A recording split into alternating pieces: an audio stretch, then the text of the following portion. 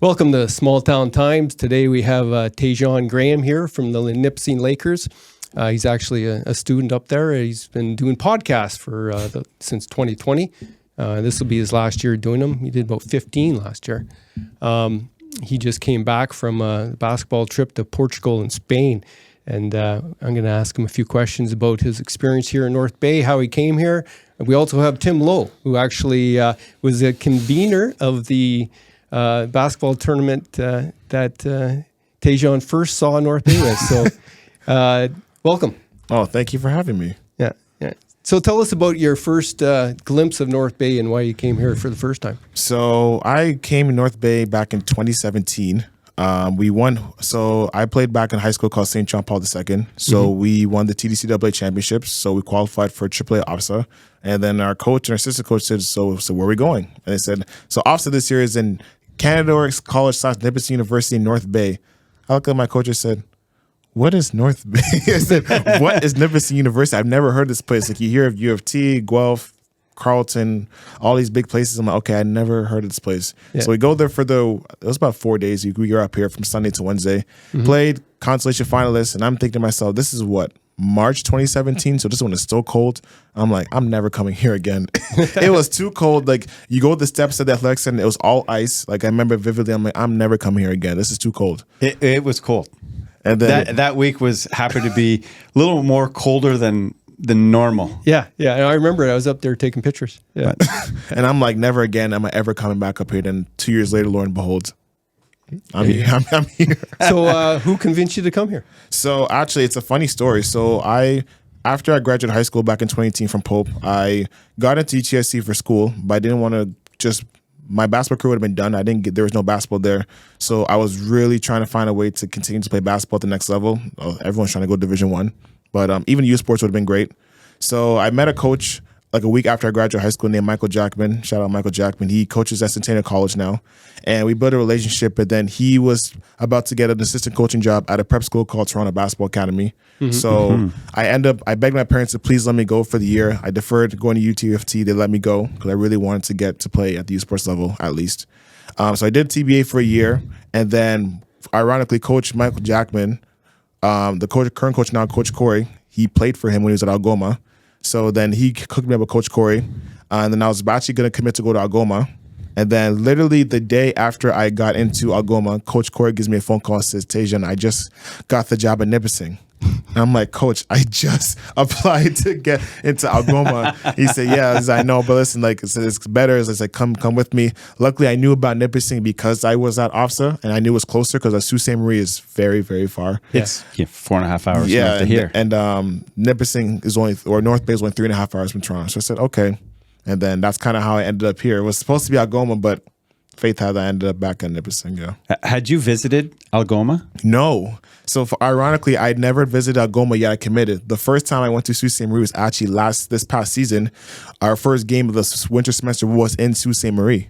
So the bus ride's long. Yeah, but and you know what's crazy? At one point we had to pause because our bus was I think our bus driver was kind of having some medical issues. But that's a whole other podcast. But going into last season, like I was excited when I said finally, I could finally see where I would have been for 5 years.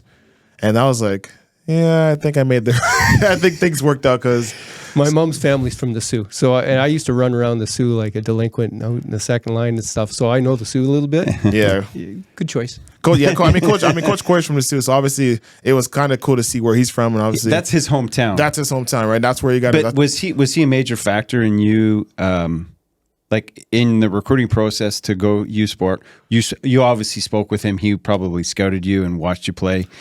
And he had conversations with you. How was that? No, it was good. The thing about it I remember is that once he made my mom feel comfortable, that was the deciding factor for me. Was because the only other offer I had was Brandon University, so that's in Manitoba. But that was kind of coming late because Coach Corey started recruiting me. I want to say late April 2019. So just around the time the Raptors were making that championship run, I remember vividly. So the first time I met him in person was. It's funny. He actually came to the wrong practice. He was supposed to come to my prep practice. He ended up coming to my CYBL practice. But it kind of worked out. Then I met with him. I went to a run that he was hosting in Milton. I want to say that was May 2nd, 2019. Okay. Did that. And then, he had conversations with my dad. Then he had a phone conversation with my mom. And then I came up for a visit in the summertime. I want to say early July. A little nicer Yeah, weather. nice weather. Early July 2019, I got a proper tour of the university, not just the athletic center. Asked some questions, and then it was a done deal for me. What are you taking?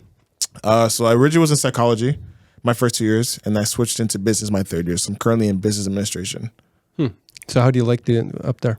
I love it still. For me, the reason why I switched was because I was originally in psychology, like I said. I thought I wanted to be a sports psychologist. And then once all this stuff happened with George Floyd, and I really started to get involved and started my black student group and did all these things, I realized that I like business better. I think I'm better at business. I like planning stuff. I think it's better for me. And luckily, when I looked at the business stream, I saw there was a specific entrepreneurship and innovation leadership concentration. And I thought, okay, that's perfect for me. So I made the switch. It hit home. It hit home. And luckily, I did IB in high school, so I was able to get 12 transfer credits that worked in my favor. So I'm doing a 4-year Well, good for you. program in 3 years. So Oh, right on. it worked out. The timing worked out perfectly. And the basketball, how's the team doing? So we just wrapped up our whole preseason just last week. Yeah. We played about 13 games, which is over half a season. But it was good because we have a lot of new players this year. Like this is my 5th and final year here, and every year I've been here, there's always been like a couple guys that leave here and there. This was the first year that it was not. I want to, as coach, it's a retool because a lot of guys graduated. Some guys graduated. Some guys decided to move on. So it was necessary that he thought, which I agreed with, that we play a lot of games to kind of get the flow of the team and things like that. So a lot of ups, a lot of downs. We're about to start a season against a tough component. Queens is tough. Queens is slated to be arguably one of the favorites to win it this year. They have 3 D1 transfers. Every year I've been here, they've been the most physical team in the league. So it's going to be a lot, but we still got a couple weeks of practice left, and we're going to get ready. So you have to travel for your first game, the 4th, you said, or something like that? Yeah, so we leave the Friday. Yeah. Because it's weird because usually we play Friday, Saturday, but that week we play Saturday, Sunday. So we leave the Friday, and then we're in Kingston to play Queens, and then we have to travel to Oshawa because we play Ontario Tech the Sunday. And when's your first home game? November 10th. All right. Against, I think... It's Ontario Tech. You're back to Ontario back Tech. against Ontario Tech. Yeah, I think it's Ontario Tech, yeah. Which is kind of a weird anomaly to finish playing one team that early in the season because you won't play them again, correct? And the weird thing about it too, those 2 teams are in a division. So we're going to get 4 games out of our division straight out the gate. But I always tell people we're probably in the hardest division in the whole country because you got Carleton in a division, says alone. Carleton. Yep. Ottawa's always been near the top. Yep. Queens has always been the top, and then Laurentian's always been. Laurentian's the hardest place to play probably in the league, arguably, because the pots and pans. Like I've never won at Laurentian. Like this is my last year. This is my last chance to win at Laurentian. And then Ontario Tech, even though they're a newer program, like they're not an easy win anymore. No, like they're building something there. I know a lot of guys over there. They took a step forward last season. Unfortunately, beat us in the season finale, which sucked. So hopefully to get revenge on that. But there's no really easy wins to start a season. So every game is going to be. That's kind of the beauty of the OUA is every game, not just every home game or away game. Every game means something. Yeah, exactly. Like it's a short schedule, and if you don't come to play when it's supposed to play, then like it's as simple as like it's the difference between you possibly getting a bye in the first round to hosting a home game in the first round or not even making the playoffs. Not even making the playoffs. Right? So obviously last year, we took a step back from the year before because we made the playoffs and we ended a 4-year drought. And then last year we were expecting to take that step forward. Things didn't work out. Unfortunately finished 5-17. So a lot of the guys, including myself, who were there last year, are really trying to, have that pain of what it was like last year to work your butts off all season just for it not to work out. So we're really trying to embed that in our team this year and really trying to take that step forward and hopefully get back to the playoffs and hopefully surprise us. Is that a team goal? Have you guys set out a team goal? Yeah, yet? we definitely want to get back to the playoffs. The guys that were here last year, including myself, like we know how hard it was the year before, 2 years ago to make it. And, it took us to the last game 2 years ago to make it, but we made it. And then we dealt with some injuries. Unfortunately, we lost in the first round to Queens. And so that's why last year was just so frustrating because we knew how hard it was. We felt like we put the same work in, if not more. And just for it not to work out was really frustrating. So we have a lot of young guys this year. We have some transfers that Coach brought in that I think are really going to help us. So really just trying to get the team on board to make sure that everyone knows that we're trying to fight, every single game because we're not going to be the tallest team. We're not going to be the most athletic team. But if we can be the greatest team, we give ourselves a chance to do some special things this year. And especially for me in my last year, I'm really trying to go out, do something special. So, Do you have access to sports psychologists to handle the ups and downs over there? How do you guys deal with that? I think for us, it's just we have such a great group, of guys in terms of we all support each other. Unfortunately, one of our players went through some personal things, and it was a big moment for our team because we were able to kind of show our love for one another by supporting him in that time. So I think we do a good job of just kind of managing. This past week we've got a couple of days off because coach realized the wear and tear that it's been. This whole preseason of just playing games. We travel to Europe, come back. The travel to Europe, I can't imagine that. Yeah, it was a lot, right? And even being coach, relaxing. Yeah, because a lot of times we were spending the bus. We got a couple of days to really kind of tour. Not much because we're playing, but even coach at one point said, we need to take some time off because even he was getting mentally broke down. He didn't play. So I think just everyone being aware of kind of when we need to take a break and take the foot off the gas a little bit, get some time to reflect, and then we can go back and do what we need to do. Have you set up your first podcast interview yet? Yeah, actually I have. It's just about a booking. I'm definitely want to get one of my teammates on first. I'm trying to get an episode up hopefully before we play our first game. So yeah, tell me about some of the ones you had before last year. Like any stand out as very interesting interviews? Yeah, so one of the ones I did last year was the head coach of the women's basketball team, Rachel Van Wozik. So Rachel is someone that I met my first year, and then she went to Carleton for 2 years to assistant coach, and then she came back last year, and I really wanted to get an interview with her just because she has been someone that's kind of supported me from other projects. So when I started Shoot for Change, even when she was at Carleton, she was someone that I was calling religiously because she did Shoot for the Cure. And that's kind of how I got inspired to do Shoot for Change. So we built a really good relationship even when she was at Carleton. So when she came back, I knew right away I wanted to get her on the podcast. And it was really good because I got to see her journey from, being a student athlete because she went to Nipissing. Yeah, I coached her. Exactly. She went to Nipissing and then, she had some, personal, injuries. She tore her ACL twice. Right. So that was really good to talk about because she had a player last season, Kennedy Joyce, who tore her ACL. So it was kind of cool to discuss kind of how she's in a position now to really support her as a coach because she went through it herself and just really talking about how she's trying to rebuild the program. Last year, I think they won 5 games. I think that was the most in program history. So already in her first season, she's already taking it the right direction. So it was just really good to talk to Rachel. Definitely another one was definitely my own teammate. So I had Ricardo Neves on to promote Shoot for Change. He's from Portugal. So one of the things that we did last season that I wanted to do was get specialized jerseys for the game. So he and along with coach were able to hook up with Dica Sportswear, which is a clothing brand in Portugal. And that's how we got the customized jerseys for the game. So that was a really cool episode to talk about his journey from coming from Portugal. He's in Canada. He was playing youth sports basketball. He played pro when he was younger.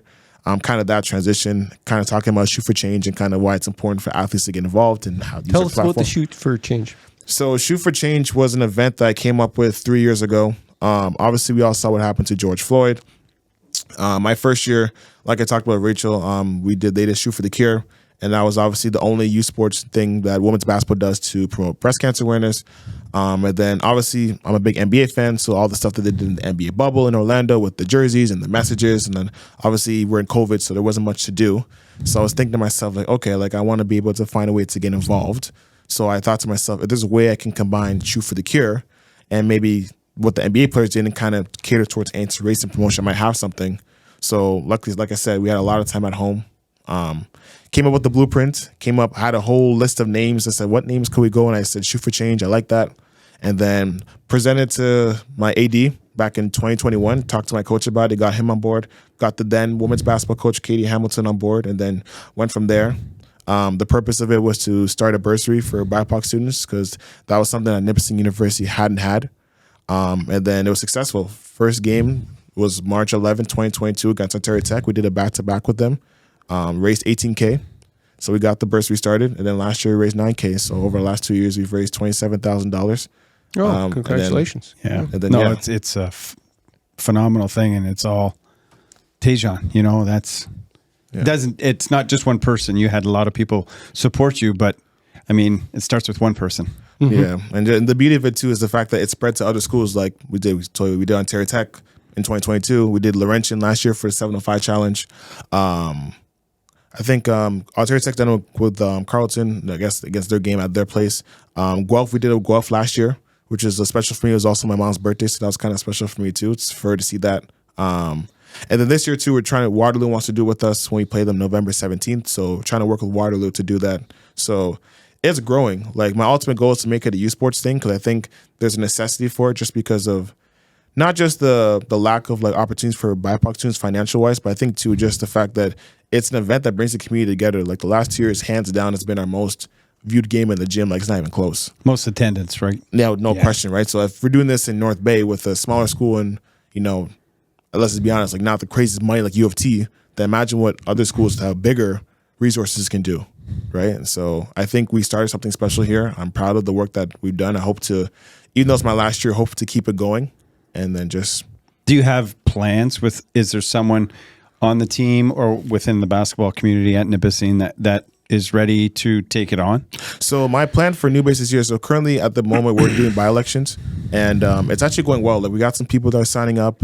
There's a couple of people in mind that I'm looking to really bring onto the exec team and specifically for the goal of kind of, because they're part of the basketball program, hopefully to keep it going because they're obviously entrenched in basketball. The most important thing is just to make sure that it's people that are younger and people that are motivated to do this. Like the group that I had that just graduated, we were together for 3 years and we all got into it because we wanted to do it and we felt there's a need to do it. So I think at this point of the journey that there's not much more work that needs to be done in terms of like building from the ground up because we already did all the groundwork. It's maintenance. Exactly. It's maintenance. It's keeping it going. You know, the last like black student group that existed at Nipissing, I think it was like an Afro-Caribbean group in like the late 2000s.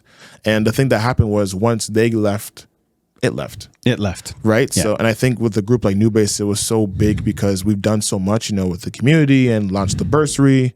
And, you know, we've gotten so much notoriety with the university and across youth sports and stuff like that. Like, it would just be a shame for it to die, right? So my goal is just really to find younger people that want to keep it going, but also have the passion to keep it going. That's the biggest thing. Like, you don't just want people to do it, just to do it. Like, you have to have the passion to do it because if you don't care, who else is going to care? Why would they care? Exactly, right? So What's it like for a person of color here in North Bay?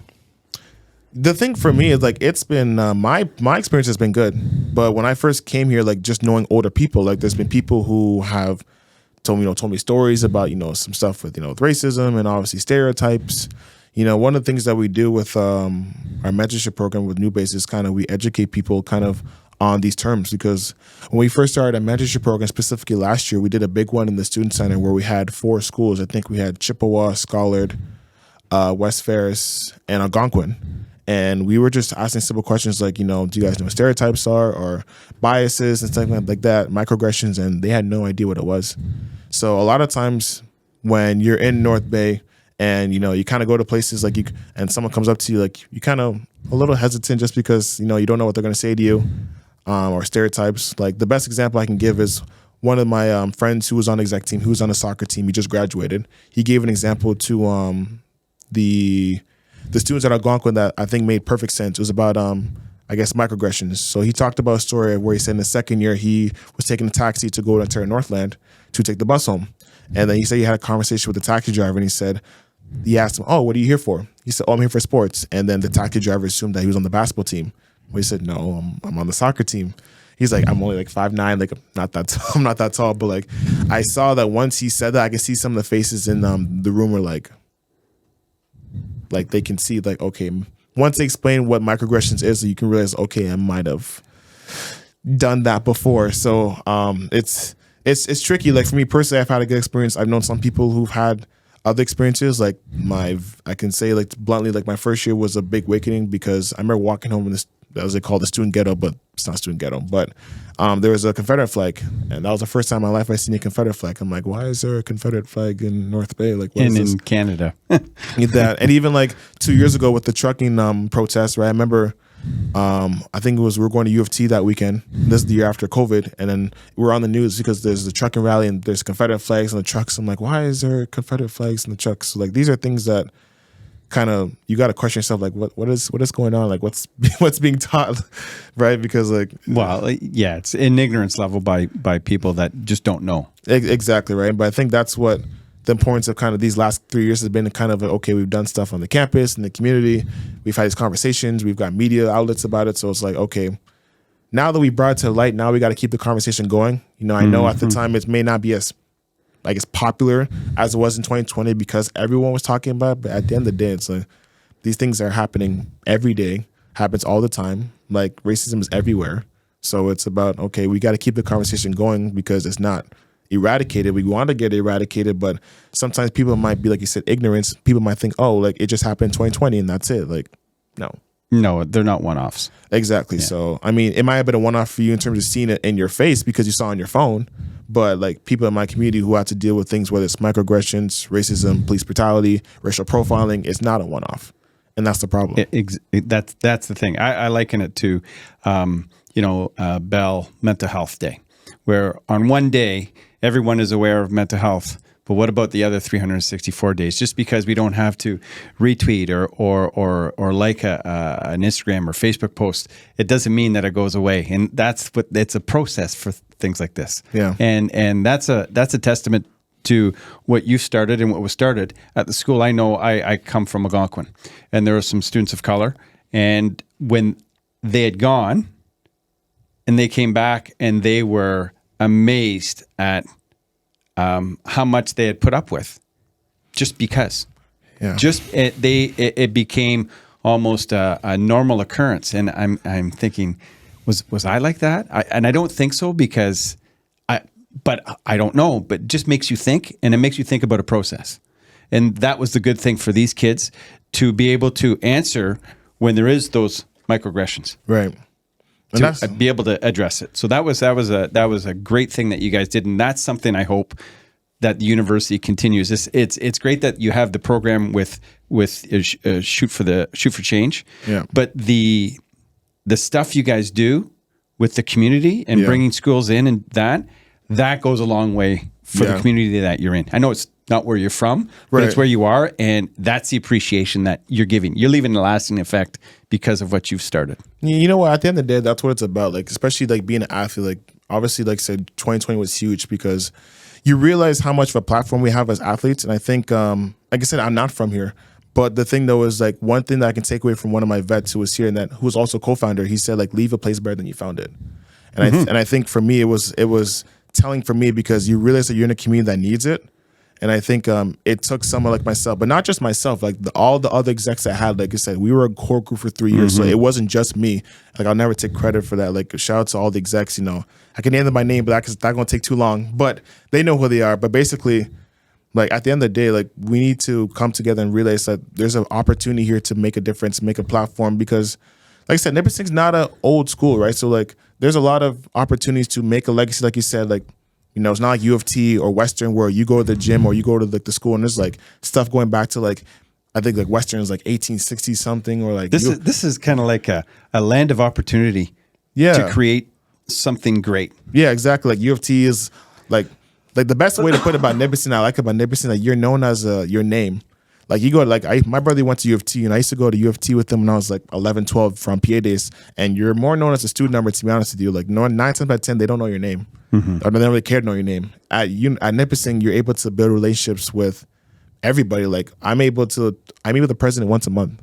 Like I have the president's phone number. I can use them as a reference easily. Like not many people can say they can use their university president as a reference and like easy, like text him right now, say hey like X, Y, and Z, or just had to meet with our vice president last week and have meetings with like our athletic director and our marketing team. Like the opportunities that are here is endless in terms of being able to really create relationships. I'm appreciative of that. I'm hoping that I can show the next cohort of people the possibilities, because once you have those relationships with different faculties or different departments in Nipissing, it makes your life so much easier to, if you want to do stuff or you have any questions or you need advice or whatever, like there's just so much opportunities you can do, and just simply just by networking. What are some of the ways you think really the best ways to break down barriers between people that are of different race? I think I'll talk about the way that we approached it. So going back to, like I said, 2020, obviously the root of how it started was just based off, obviously the statement that came out by the university. Then they did a second statement. So when we first met with the school, I want to say it was March of 2021. That was our first time that we actually met with the school. This was on Zoom. But when we had our internal meetings, we were talking about, okay, we need to make sure that we come correctly. And what I mean by that is that we need to make sure that we're not coming with the tone of malice, that we're just going to come and bash these guys and say, oh, why is it this like this? And you did this, but more so of an opportunity to say, okay, we know what the situation is. What can we do to work cohesively to make it better? And I think when it's the same thing with, to answer your question, is that you need to come at a point of, okay, we're not coming with malice, we're not coming with hate, we're not coming with anger, because it's like an argument. Like no one's listening if you're in an argument, because all you're doing is talking over each other, but nothing's actually being said, or nothing is You're listening to reply rather than listening to learn. And to understand, right? Nothing's being processed. You're just yelling. So I think it's the same way with having conversation with different races, that you have to address it correctly in terms of, okay, having the conversation kind of sometimes, having to be cognizant of the fact that, people, especially when I'm coming to Nipissing, I've learned a lot of people from very small towns, so very lacking diversity. So you know what you know. In some respects, that only goes so far. And that's something that we have to take into account too, is that that term in terms of you know what you know, or you only know what you're exposed to, only goes so far, because it gets to a point where it does get ignorant after a while. But the point I'm trying to make is that you have to realize that sometimes people might not be like yourself, where like me born and growing up in Toronto, you see black people, you see white people, you see Hispanic, you see Asian, you see, Indian, like you see all these cultures, but some schools or some communities don't see that. So you have to realize, okay, you might be working with someone who might not have those experiences, but this is an opportunity to possibly, I won't say, yes, teach, but also like kind of ingratiate them into how, you were brought up, or kind of your thought process, or kind of, I guess so to say, kind of how everyone's should be seeing the world in terms of like, it's not just black and white, like it's everyone's type of thing. Would you say, you know what you know, but would you agree with the statement that you should also know what you don't know? And that leads to perhaps a bigger understanding.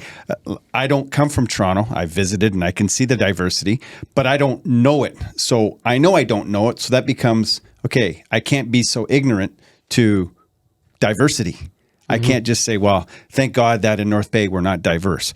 That would just be an ignorant statement. Yeah. I would think that, no, I don't know. So this is a better way to get understanding, rather than, oh, I don't know, so I don't know, so it's okay for me to say some things. It's not right. Yeah, I think too, I just thought about it too, I think it's also too, when it comes to ignorance, you know what you want to know. That's right? true.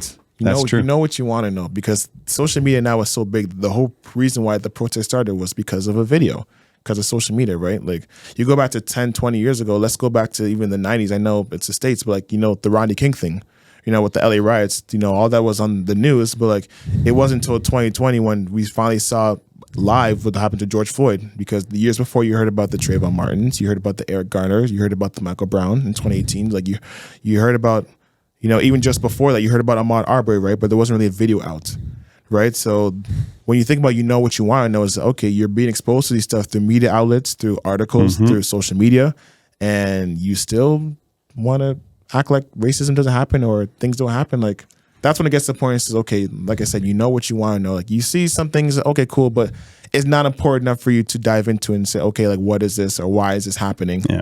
Right. And I think that was the biggest struggle at the beginning of all this, is getting the right people and the right organizations in general to see the importance of diversity and importance of celebrating diversity, because for so long there's always been this mindset of, okay, like it's this way.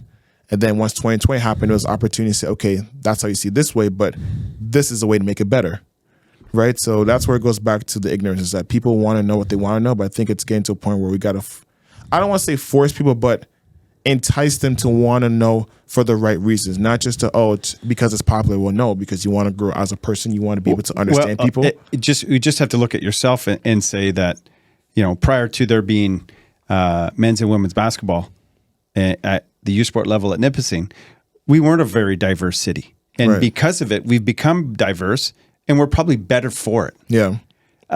And what you've done and what the university's done is allow that diversity to bleed into the community, which is a positive thing. So that's that people think diversity is not good, or perhaps, but it is. And that's the positive lane to stay in, kind of thing. Is diversity is a good thing. It's not a bad thing. Yeah. I think what it often boils down to is either you're raised with an open mind or a closed mind.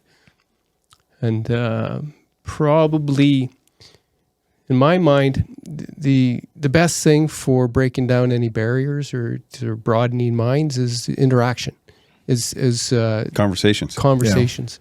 It's being with people and doing things with them, not just watching them play basketball, but actually sitting down or something like that. you know?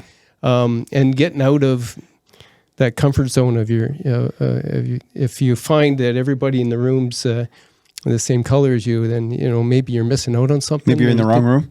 Well, there's other rooms, right? That's there's right, other rooms, and there's a lot to learn out there.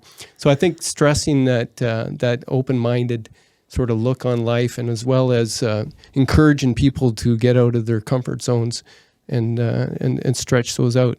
I know when I was in high school in 1982, I was in a town north of Sudbury, Caperall, about 4,000 people. Oh, wow. We didn't have any black people in town. Wow. I moved for grade 12 down to Canton, Ohio, where it was quite Football Hall of diverse. Fame. A different world. A different kind of diversity, Yeah. for sure.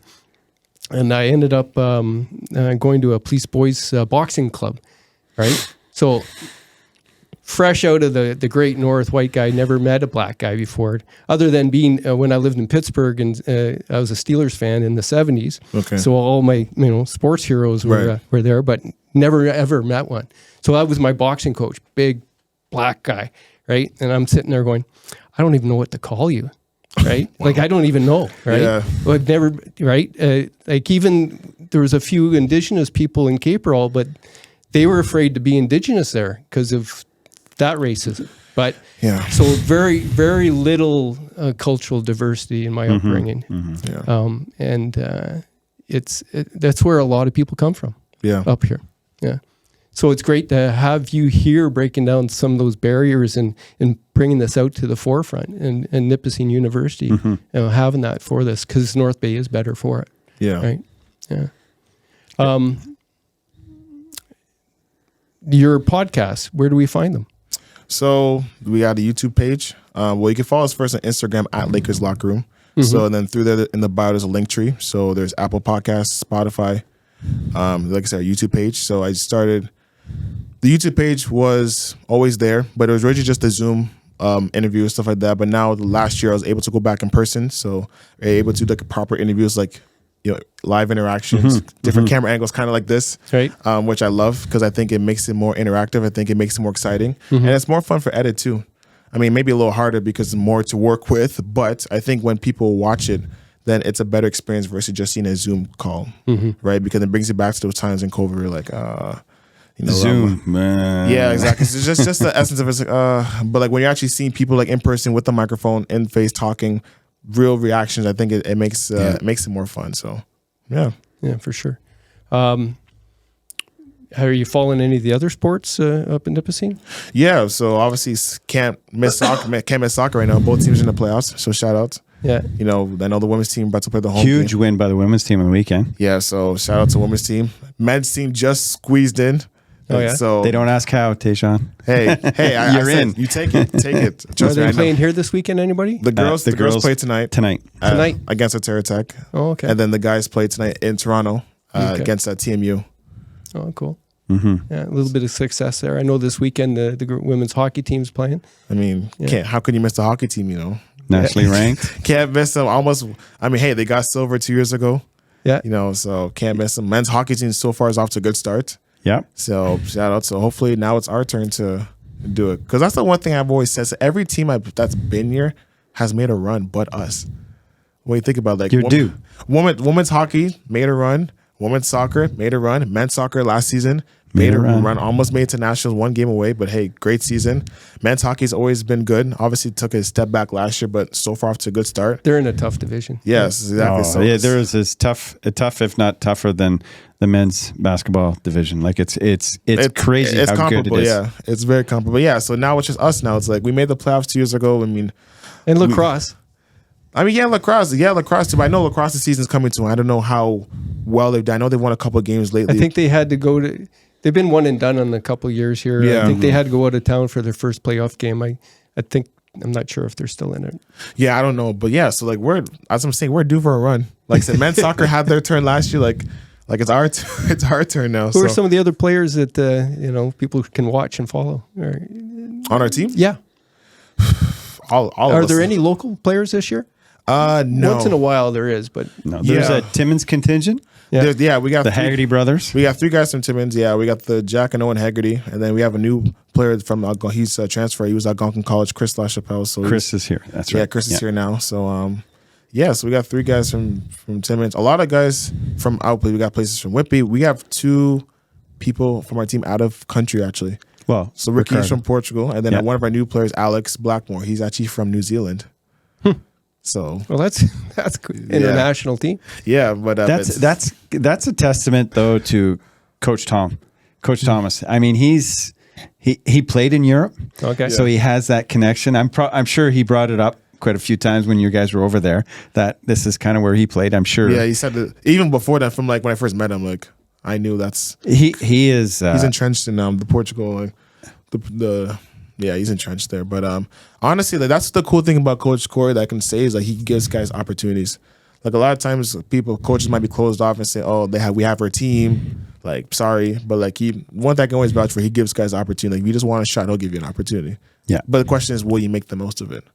What are you going to do with it? Then it becomes up to you. Exactly right. Yeah. So shout out for Coach Corey for that.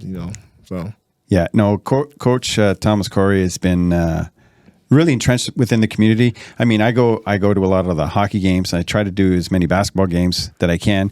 And if there's a hockey game and you guys are in town, he's at the game. yeah, He's involved in the community. He's like, I still have conversations with him. Just a phenomenal man. Actually, I think was it 2 years ago before Rachel was hired, he finished the season coaching both Yeah. men's and women's teams. my third year. Yeah, that which was I don't know how he did it, but my third year. He doesn't know how he did it. No, I don't know because I remember at vividly we had a Zoom call because this is when Omicron hit, so we had that uncertainty period of are we going to come back? And then when we found out we're coming back, then obviously unfortunately Coach Katie Hamilton left to due to personal reasons. He had a Zoom call with us and said, "Hey, like I'll be coaching both teams second semester." Yeah. And we're like, And it works out because of they play back to back. Yeah. For the most part. and that year too, they spread it out the time. So like we started earlier, and then they gave us an extra hour in between, so that he could he had that quick little time to decompress, then compress. exactly That's right. a lot of basketball, man. Yeah. But that's Thomas though. I mean, there's basketball junkies, and then there's Thomas Corey. Okay. yeah, like he's phenomenal. Yeah. So Cool. yeah, I can't say enough personally. Just because I wouldn't have been able to do all these events if it wasn't for him. Because he doesn't support them, then it's very, very, very hard to do them, right? But he's every event that I've done or every idea he had, he's supported from day one. Like Shoot for Change, day one. Everything I've done, New Base has been supported. Podcasts, like everything I've done, I've supported. So I can't. Have you had Coach on your podcast? No, I haven't. Have you asked him? No, no. I've always tried to keep those kind of separate. I don't know if it's my last. I don't know if I'll ever do that. I will say though, to give a snippet though, so I am doing another project, actually. So it's called the Road to Convocation. So for my last year, I have to do a placement. So I'm doing a placement at RFP Media. So it's a place in North Bay at Lakeshore. Yeah. Richard Fortin. I know Yes, him. correct. Yep. Shout out Richard. And yeah, basically my project is I'm doing a docu-series on our team. Oh, cool. So the Road to Convocation was something I was always going to do for this year. It was going to be just a personal vlog for my senior, just for fun. And then when the opportunity came up to make it a project for my placement to get, to my final credits I need to graduate, I said, okay, this is a perfect opportunity. So Wow. yes, I'm doing a docu-series on a team. We're trying to work on the stuff right now. Got the trailer. Currently editing episode 1. It's taking a long time because it's a lot of footage, but it's basically going to be hopefully a 10-part series on our team, on my journey as a senior, kind of talking about different storylines. So each episode is going to talk about different storylines. So Well, that's a huge project. yeah, so first episode is going to be talking about our preseason. So we're going to talk about when we went to Timmins. So Jack and Owen got the opportunity to play in their old high school. So obviously talk to them about, representing North Ontario. One episode is going to be about our recent Portugal trip. So obviously one of our teammates, Ricky, is from Portugal. So definitely talk to him about that. Obviously talking about Shoot for Change. So obviously I'll dive in more into how I got that started. But yeah, really the whole Is point. it kind of loosely based on a Netflix kind of? Yeah, it's actually inspired by Last Chance U on basketball. Okay, that was my thought. Is that's the inspiration? Yeah, but it's taken it to a different level because you're really gonna see, for me, the goal, because I've always wanted to get into storytelling. I do my own videography anyways, so the whole goal of it is really to tell different stories and just. Because the thing about Last Chance U that I liked is that you saw the basketball dream, but you got to see who these people are outside of the court, right? A lot of times, I know some schools have done something similar, not like Last Chance U, but they've just done kind of like all access, where they just kind of show like, the behind the scenes of like what it takes to get like it for a pregame, get it for game day, something like but you don't really get to meet who these people are and kind of what's their story. And for me, I've always been someone who's big on storytelling. I think everybody has a story. I think if you got a story, you should share it because someone could benefit from it.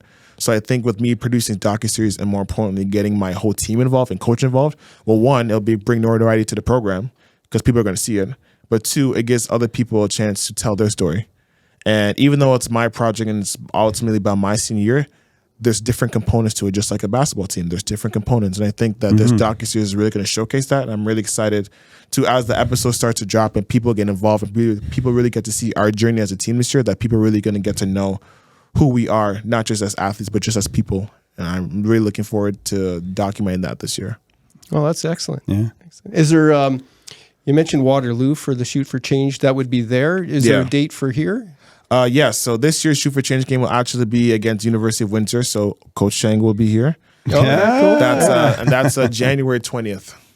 January 20th. Saturday, January 20th. Oh, right on.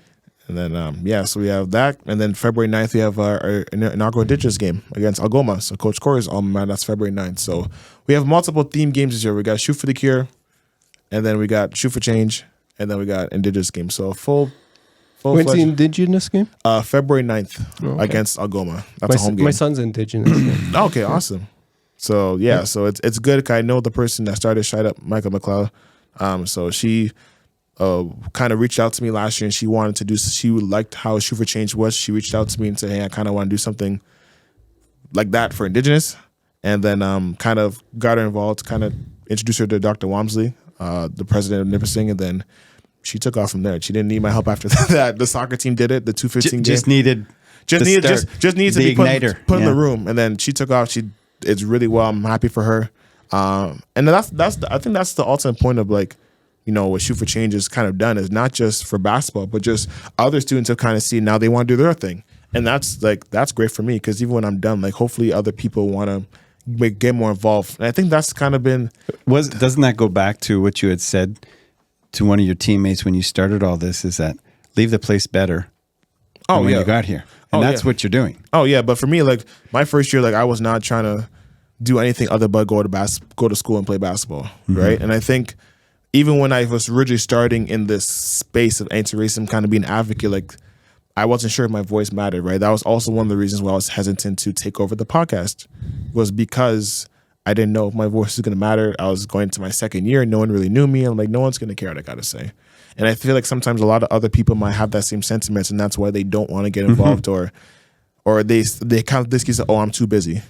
Right. But hopefully I've shown that as a student athlete who is very, very, very busy, and I'm not trying to, be cocky or anything, but I do have a lot to do, that it's possible. Right. It's just a matter of how much passion are you willing to put into it, and how much are you willing to sacrifice to see the change that you want to see. Right. So hopefully through all that, like I said, I'm happy that, Michael was able to do that. And hopefully that other people see her event, my event, whoever else does events in the future. And hopefully other people can see other people getting involved and want to do the same. Because I think the more we all get involved, the better that Nipissing is going to be, and North Bay in general.